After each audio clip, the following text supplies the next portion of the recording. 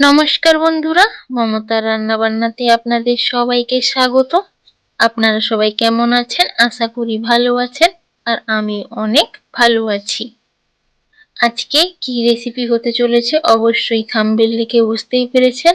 হ্যাঁ, আজকে এমন এক পটলের অজানা দুর্দান্ত রেসিপি বানিয়ে দেখাবো, যেটি গরম ভাতে কিংবা রুটির সাথে দুর্দান্তভাবে জমে যাবে। তো ভিডিওটি কোনো রকম স্কিপ না করে পুরো ভিডিওটি দেখতে থাকুন। আর চ্যানেলে নতুন হয়ে থাকলে চ্যানেলটিকে অবশ্যই সাবস্ক্রাইব করে নেবেন এই রকম নতুন নতুন রেসিপি দেখার জন্য। তো চলুন বেশি দেরি করব না, ভিডিওটি শুরু করা যাক। তো প্রথমেই আমি দেখুন 3 থেকে 4টি পটলকে এইভাবে টুকরো টুকরো করে আমি কেটে নিয়েছি, আর উপরে হালকা ছাল ছাড়িয়ে দিয়েছি। তো ধুয়েও নিয়েছি। এবার অন্যদিকে একটা পাত্রে আমি 50 গ্রাম মতো চিংড়ি নিয়েছি। চিংড়িটাকে আমি খোসা ছাড়িয়ে ধুয়ে নিয়েছি। এবার একটি মিক্সিং জারে একটা পেস্ট তৈরি করে নেব।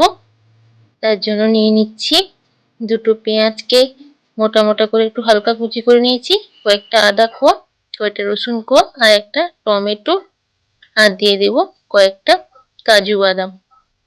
এবার কোনো রকম জল ছাড়াই আমি এটার পেস্ট তৈরি করে নিয়েছি, দেখুন একদম স্মুথ পেস্ট। এবার এটাকে আমি সাইডে রেখে দেব। এবার গ্যাসে কড়াই বসিয়ে তাতে আমি দিয়ে দেব কিছুটা পরিমাণ সর্ষের তেল। আপনারা চাইলে সাদা তেলেও রান্না করতে পারেন, বাট সর্ষের তেলে টেস্টটা একটু ভালো আসে।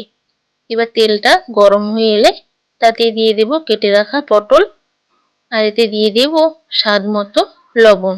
হলুদের গুঁড়ো কিন্তু দেবেন না, তাহলে ভাজার সময় কড়াইয়ে লেগে যেতেও পারে আর হালকা পুড়ে যেতেও পারে। এবার ভালোভাবে 80% মতো ভেজে নেব পটলটাকে। তো 2 মিনিট পরে দেখুন পটলটাকে আমি পুরো ভালোভাবে ভেজে নিয়েছি। এবার এটাকে আমি নামিয়ে নেব। তো এখনো চ্যানেলটিকে সাবস্ক্রাইব করেনি, চটজলদি চ্যানেলটিকে সাবস্ক্রাইব করে নিন এইরকম নতুন নতুন রেসিপি দেখার জন্য। এবার আমি ওই কড়াইয়ে দিয়ে দেব আবারও কিছুটা পরিমাণ সর্ষের তেল। দিয়ে দিয়েছি। এবার তেলটা মাঝারি গরম হয়ে এলে তাতে দিয়ে দেব কিছুটা পরিমাণ হলুদের গুঁড়ো, আর দিয়ে দেব স্বাদ মতো অল্প পরিমাণ লবণ। এবার দুটোকে আমি ভালোভাবে খুন্তির সাহায্যে মিশিয়ে নিয়ে আগে থেকে যে চিংড়ি মাছটা ধুয়ে পরিষ্কার করে রেখেছিলাম ওটাকে আমি দিয়ে দিলাম। এবার নাড়াচাড়া করে চিংড়ি মাছটিকে আমি 80 থেকে 90% মতো ভেজে নেব। সত্যি বলছি, একবার এই চিংড়ি আর পটলের রেসিপিটি বানিয়ে দেখবেন, সম্পূর্ণ আলাদা আর খুবই দুর্দান্ত স্বাদের হয়। যারা পটল খেতে পছন্দ করে না তারাও খুব পছন্দ করবে। তো চিংড়ি মাছটিকে ভেজে তুলে নিয়েছি। এবার ওই তেলেই আমি দিয়ে দেব মিক্সিতে যে আদা রসুনের পেস্টটি করে রেখেছিলাম। এবার পেস্টটিকে আমি নাড়াচাড়া করে কষিয়ে নেব 2 থেকে 3 মিনিটের জন্য। আর গ্যাসের আঁচটিকে অবশ্যই লো ফ্লেমে রাখতে হবে। লো ফ্লেমে মশলাটিকে কষিয়ে নিতে হবে 2 থেকে 3 মিনিটের জন্য, যতক্ষণ না হালকা তেল ছেড়ে আসছে আর মশলার কাঁচা গন্ধটি না চলে যাচ্ছে। তো ভিডিওটি যদি ভালো লেগে থাকে অবশ্যই একটি লাইক করে দেবেন, আর চ্যানেলটিকে সাবস্ক্রাইব করতে কিন্তু ভুলবেন না। তো মশলাটিকে আমি ভালোভাবে কষিয়ে নিয়েছি। এবার এতে আমি কয়েকটা মশলা দিয়ে দেব। এতে আমি দিয়ে দেব একে একে পরিমাণ মতো লঙ্কার গুঁড়ো। লঙ্কার গুঁড়োটা পরিমাণ বুঝে দেবেন। দিয়ে দিলাম অল্প পরিমাণ হলুদের গুঁড়ো, আর দিয়ে দিচ্ছি 1/2 চামচ পরিমাণ ধনে গুঁড়ো, অল্প পরিমাণ গরম মশলার গুঁড়ো, আর 1/2 চামচ পরিমাণ চিনি। চিনি দিলে কিন্তু টেস্টটা দারুণ আসে। আর দিয়ে দিলাম স্বাদ মতো লবণ।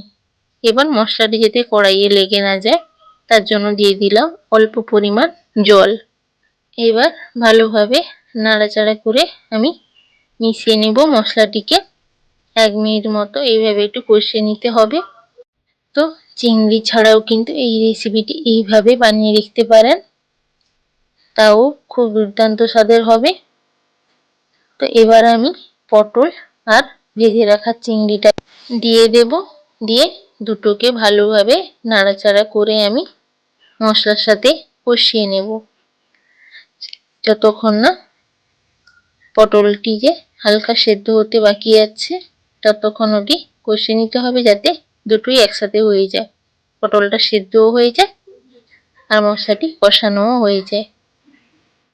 তো ভিডিওটি স্কিপ না করে পুরোটি দেখবেন, না হলে বুঝতে পারবেন না।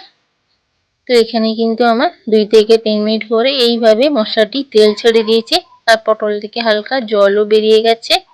যেহেতু আমি এই রেসিপিতে কোনো জল ব্যবহার করব না, এইরকম কষা কষা শুকনো শুকনো রাখবো, যাতে রুটির সাথেও দুর্দান্ত লাগে খেতে আর ভাতের সাথেও দুর্দান্ত লাগবে। তো এখানে কিন্তু পটলটা আমার ভালোভাবে একদম সেদ্ধ হয়ে গেছে আর রেসিপিটিও কিন্তু আমার একদম হয়ে গেছে। এবার আমি এটাকে গ্যাসটি অফ করে নামিয়ে ঠান্ডা করে নেব। তো এখানে আমি নামিয়ে নিয়েছি প্লেটে। খুবই দুর্দান্ত স্বাদের হয়েছিল। আমার বাড়ির সবাই কিন্তু খুব প্রশংসা করেছে। আপনারাও কিন্তু একবার এইভাবে বাড়িতে বানিয়ে দেখতে পারেন, সত্যি দুর্দান্ত স্বাদের খেতে হয়। আর কমেন্ট করে অবশ্যই জানাবেন রেসিপিটি কেমন হয়েছে। সবাই ভালো থাকবেন, সুস্থ থাকবেন। দেখা হবে আবার একটি নতুন ভিডিওতে। ততক্ষণের জন্য টাটা, রাধে রাধে বন্ধুরা।